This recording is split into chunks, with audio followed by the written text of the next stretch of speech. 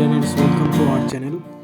Class 8-এর ইতিহাসের দ্বিতীয় অধ্যায় আঞ্চলিক শক্তির উত্থান, এই অধ্যায় থেকে গুরুত্বপূর্ণ প্রশ্ন উত্তর তোমাদের জন্য দিয়ে দেওয়া হয়েছে। আজকে দেখে নেব যে গুরুত্বপূর্ণ প্রশ্নগুলো কী কী এবং সেগুলোর উত্তরগুলো কিন্তু তার সঙ্গে জেনে নেব। এগুলো হচ্ছে 1 ও 2 নম্বর মার্কসের প্রশ্ন উত্তর। এগুলো পরীক্ষায় তোমাদের বেশি আসবে, বড় প্রশ্ন কিন্তু আসবে না এই প্রথম পরীক্ষায়। তো প্রথম প্রশ্ন দেখো, আঞ্চলিক শক্তির উত্থান দ্বিতীয় অধ্যায় ইতিহাসের, সেখান থেকে নেওয়া হয়েছে এগুলো। তো তোমরা যদি অধ্যায়টা পড়ে থাকো তো অবশ্যই এগুলোর উত্তর পেরে যাবে, আর যদি অধ্যায় না পড়ে থাকো তো অবশ্যই কিন্তু প্রশ্ন উত্তরগুলো দেখে নাও, তারপর পড়ে নেবে একবার। তো প্রথমে প্রশ্ন আছে, ঔরঙ্গজেবের মৃত্যু কত খ্রিস্টাব্দে হয়েছিল? উত্তর 1707 খ্রিস্টাব্দে। কত খ্রিস্টাব্দে কার নেতৃত্বে পারস্যিক আক্রমণ হয়েছিল? উত্তর হচ্ছে 1738 খ্রিস্টাব্দে নাদির শাহের নেতৃত্বে। কত খ্রিস্টাব্দে কার নেতৃত্বে আফগান আক্রমণ হয়েছিল? 1765 খ্রিস্টাব্দে আফগান নেতা আহমদ শাহ আবদালির নেতৃত্বে এই আফগান আক্রমণটি হয়েছিল। নেক্সট তারপর দেখা আছে যে আঞ্চলিক শক্তিগুলির মধ্যে প্রধান 3টি শক্তি কারা ছিল? এই প্রশ্নটা কিন্তু খুবই ইম্পর্টেন্ট প্রশ্ন, পরীক্ষায় আসার মতো। যে আঞ্চলিক শক্তিগুলির মধ্যে 3টি শক্তি কি হচ্ছে বাংলা, হায়দ্রাবাদ এবং অযোধ্যা। খুব ভালো করে মনে রাখবে, এটা পরীক্ষায় আসার চান্স বেশি। বাংলা, হায়দ্রাবাদ এবং হচ্ছে অযোধ্যা। নেক্সট তারপর আসে দেখো যে ঔরঙ্গজেবের শাসনকালে বাংলার দেওয়ান কে ছিলেন? মুর্শিদ কুলি খান। এই প্রশ্নটা বেশিরভাগ স্কুলে কিন্তু এসে থাকে, ভালো করে দেখে নাও এবং যদি পারা যায় তো খাতায় লিখে রাখো এই প্রশ্নের উত্তরগুলো সব।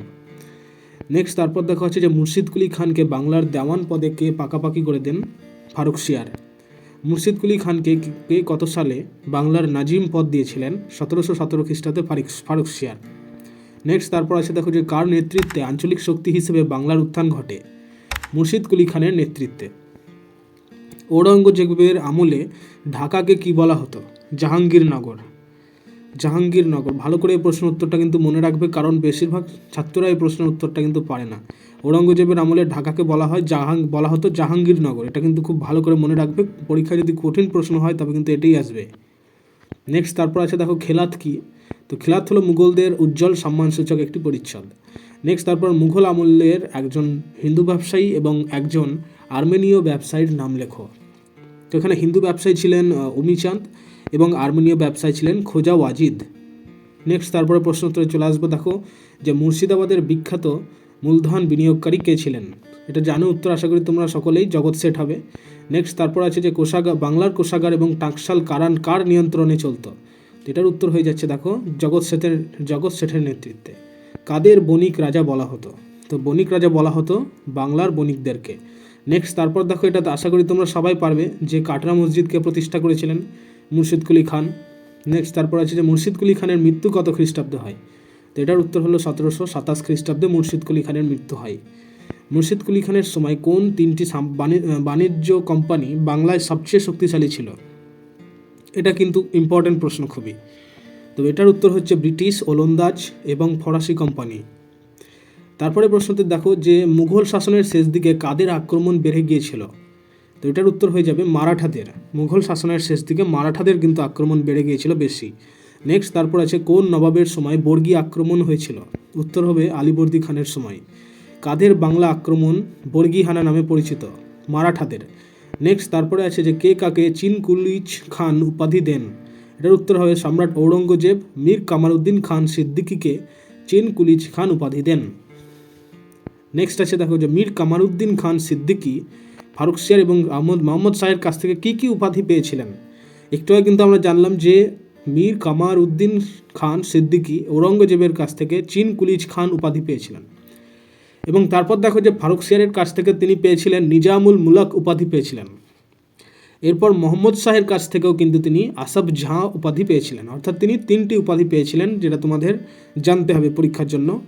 এক হচ্ছে ঔরঙ্গজেবের কাছ থেকে পেয়েছিলেন চিনকুলিজ খান উপাধি, ফারুকশিয়ারের কাছ থেকে পেয়েছিলেন নিজামুল মুলক এবং মোহাম্মদ শাহের কাছ থেকে পেয়েছিলেন আসফ জাহ। কে পেয়েছিলেন? মীর কামারউদ্দিন খান সিদ্দিকী। আশা করি তোমাদের কাছে ব্যাপারটা ক্লিয়ার হয়ে গেছে। নেক্সট তারপরে দেখো আছে যে হায়দ্রাবাদ রাজ্যটি কে কত খ্রিস্টাব্দে প্রতিষ্ঠা করেন? তো এটার রাইট অ্যান্সার হয়ে যাবে যে 1724 খ্রিস্টাব্দে মীর কামারউদ্দিন সিদ্দিকী বা আসফ জাহ। আসফ জাহ কিন্তু উপাধি, ভালো করে মনে রাখবে। আসফ জাহের প্রকৃত নাম হলো মীর কামারউদ্দিন সিদ্দিকী। নেক্সট আছে কত খ্রিস্টাব্দে স্বাধীন হায়দ্রাবাদ রাজ্যের আত্মপ্রকাশ ঘটে? তো এটার উত্তর হচ্ছে দেখো যে 1740 খ্রিস্টাব্দে। কত খ্রিস্টাব্দে কার নেতৃত্বে অযোধ্যায় একটি আঞ্চলিক শক্তি হিসেবে আত্মপ্রকাশ করে? তো অযোধ্যা মানেই মনে রাখবে সাদাত খানের নেতৃত্বে 1722 খ্রিস্টাব্দে। তারপরে নেক্সট প্রশ্নতে যাওয়ার আগে তোমাদের অবশ্যই বলে রাখি যে তোমরা যদি চ্যানেলে নতুন থাকো অবশ্যই চ্যানেলটি সাবস্ক্রাইব করে বেল আইকন প্রেস করো, কারণ ক্লাস 8-এর শুধুমাত্র এই ইতিহাসের অধ্যায় 2 নয়, সমস্ত অধ্যায়ের প্রশ্ন উত্তর ধীরে ধীরে তোমাদের দিয়ে দেওয়া হবে। তো সেই সমস্ত অধ্যায়ের ভিডিওর কুইক আপডেট পাওয়ার জন্য অবশ্যই কিন্তু তোমাদের চ্যানেলটিকে সাবস্ক্রাইব করে রাখতে হবে, তবেই তোমরা আপডেট পেয়ে যাবে, এবং এক লাইক করে দিও অবশ্যই। তো যাই হোক, নেক্সট আবার চলে আসবো যে মোহাম্মদ শাহ, হায়দ্রাবাদ রাজ্য, যে মোহাম্মদ শাহ সাদাত খানকে কী উপাধি দিয়েছিলেন? বুরহানুল মুলক, এটা মনে রাখবে। নেক্সট তারপর আছে যে ফারুক শেরের ফরমান কত খ্রিস্টাব্দে জারি হয়? 1717 খ্রিস্টাব্দে। এটাও কিন্তু ইম্পর্টেন্ট প্রশ্ন যে ফারুক শেরের ফরমান কত খ্রিস্টাব্দে জারি হয়? 1717 খ্রিস্টাব্দে। ফারুক শেরের ফরমান অনুযায়ী কারা পণ্যের ওপর শুল্ক ছাড় পায়? British company. ফারুক শের ফরমান অনুযায়ী ব্রিটিশ কোম্পানি বাংলার কয়েকটি গ্রাম কিনে নেওয়ার অধিকার পায়। কয়টি গ্রাম? 38টি গ্রাম। নেক্সট তারপর আছে কত টাকার বিনিময়ে ইংরেজ কোম্পানি বাংলায় বিনা শুল্কে বাণিজ্য করার অধিকার পেয়েছিল? বার্ষিক 3000 টাকার বিনিময়ে। তারপরে প্রশ্ন আছে, দেখো যে ইস্ট ইন্ডিয়া হাউস কোথায় অবস্থিত? এটার উত্তর হবে লন্ডনে। ইস্ট ইন্ডিয়া হাউস অবস্থিত লন্ডনে। তারপর আছে দেখো যে বণিকদের দুর্গের কি প্রয়োজন? বণিকদের দুর্গের কি প্রয়োজন একথা কে বলেছেন? একথা বলেছেন আলীবর্দী খান। মারাঠা আক্রমণকালে আলীবর্দী খান ব্রিটিশ কোম্পানির কাছ থেকে কত টাকা দাবি করেছিলেন? 30 লক্ষ টাকা। অষ্টাদশ শতকের সুবা বাংলার সেনাপতিকে আর কি বলা হতো? বক্সি বলা হতো। এটা ভালো করে মনে রাখবে, এটা পরীক্ষায় বেশি আসে এবং একটু টাফ টাইপ মনে হয়, কিন্তু তোমাদের ভালো করে মুখস্থ রাখতে হবে। অষ্টাদশ শতকের সুবা বাংলার সেনাপতিকে আর একটি ভাষায় বলা হতো বক্সি। আলীবর্দী খানের বক্সি বা সেনাপতি কে ছিলেন? আলীবর্দী খানের সেনাপতি ছিলেন মীর জাফর। আলীবর্দী খানের মৃত্যু হয় কত খ্রিস্টাব্দে? আলীবর্দী খানের মৃত্যু হয় 1756 খ্রিস্টাব্দে। নেক্সট তারপর আছে আলীবর্দী খানের মৃত্যুর পর বাংলার নবাব কে হয়েছিলেন? এটা আশা করি তোমরা প্রত্যেকেই পারবে, নবাব সিরাজ উদ্দৌলা। এবং নবাব সিরাজ উদ্দৌলা কত খ্রিস্টাব্দে বাংলার নবাব হন? 1756। আর পলাশির যুদ্ধ ভালো করে মনে রাখবে, পরীক্ষায় আসে যে পলাশির যুদ্ধ কত সালে হয়েছিল? 1757। তার মানে 1 বছর তিনি সিংহাসনে ছিলেন, খুব অল্প সময়ের জন্য তিনি সিংহাসনে ছিলেন। নেক্সট তারপর আছে দেখো যে সিরাজউদ্দৌলা কবে ব্রিটিশদের হারিয়ে কলকাতা দখল করেন এবং কলকাতা দখল করার পর কলকাতার নাম কি রাখেন? তো এখানে উত্তর দেখো যে 1756 খ্রিস্টাব্দে 20 জুন ব্রিটিশদের হারিয়ে সিরাজউদ্দৌলা কলকাতা দখল করেছিলেন, এবং কলকাতা দখল করবার পর 1756 খ্রিস্টাব্দে 20 জুন তিনি কলকাতার নাম রেখেছিলেন আলীনগর। এটা কিন্তু ভালো করে মনে রাখবে, পরীক্ষায় বেশি আসে এই প্রশ্নটা, ইম্পর্টেন্ট খুবই, যে কলকাতার নাম রেখেছিলেন সিরাজউদ্দৌলা আলীনগর। নেক্সট তারপর আছে আলীনগরের সন্ধি কাদের মধ্যে স্বাক্ষরিত হয়? এটা একদম সহজ প্রশ্ন এবং পরীক্ষাতেও বেশি আসে। নবাব সিরাজউদ্দৌলা ব্রিটিশ কোম্পানির মধ্যে হয়েছিল। নেক্সট তারপর অন্ধকূপ হত্যা ঘটনাটি কে রটিয়েছিলেন? উত্তর হচ্ছে হলওয়েল। হলওয়েলের বর্ণনা অনুযায়ী সিরাজ কতজন ব্রিটিশ নরনারীকে একটি ঘরে বন্দি করেছিলেন? কতজন? 146 জন। নেক্সট কত খ্রিস্টাব্দে কোন যুদ্ধের মাধ্যমে ভারতীয় উপমহাদেশে ইস্ট ইন্ডিয়া কোম্পানির উত্থান ঘটে? 1757 খ্রিস্টাব্দে পলাশির যুদ্ধের মাধ্যমে। পলাশির যুদ্ধের পর বাংলার নবাব হিসেবে কাকে নির্বাচিত করা হয়? এটার উত্তর হবে মির্জাফরকে। মির্জাফরের পর বাংলার নবাব হিসেবে কাকে বহাল করা হয়েছিল? মির্জাফরের জামাতা মীর কাসিমকে। মীর কাসিম নবাব পদ পাওয়ার জন্য ব্রিটিশ কোম্পানিকে কত টাকা দিয়েছিলেন? 29 লক্ষ টাকা। নেক্সট তারপর আছে যে মীর কাসিম ব্রিটিশ কোম্পানিকে কোন কোন স্থানের জমিদারির অধিকার প্রদান করেছিলেন? বর্ধমান, মেদিনীপুর ও চট্টগ্রাম। মীর কাসিম কোন অঞ্চলকে বাংলার রাজধানী করেন? মুঙ্গেরকে।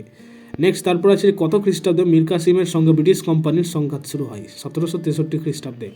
মীর কাসিম ব্রিটিশদের কাছে হেরে কোথায় পালিয়ে গিয়েছিলেন? অযোধ্যায়। কত খ্রিস্টাব্দে কাদের মধ্যে বক্সারের যুদ্ধ হয়েছিল? এটা কিন্তু খুবই ইম্পর্টেন্ট প্রশ্ন, পরীক্ষা আসে বেশি। বক্সারের যুদ্ধ কত সালে হয়েছিল এবং কাদের মধ্যে হয়েছিল? তো বক্সারের যুদ্ধ হয়েছিল 1764 খ্রিস্টাব্দে।